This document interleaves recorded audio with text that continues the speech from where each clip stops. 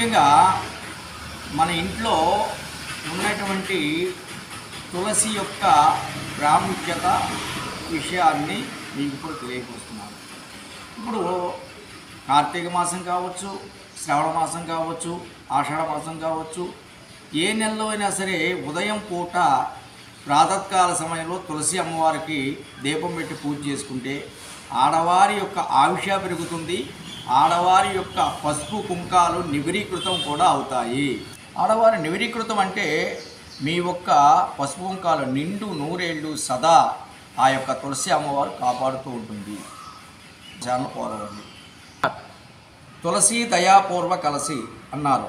తులసి అమ్మకి ఎక్కువగా మనం తులసి చెట్లో కాసినంత పసుపు కలిపిన నీరు ప్రతిరోజు కూడా పోస్తూ ఉంటే ఆ తులసి ఆవిషేకను కూడా ప్రసాదింపజేస్తుంది.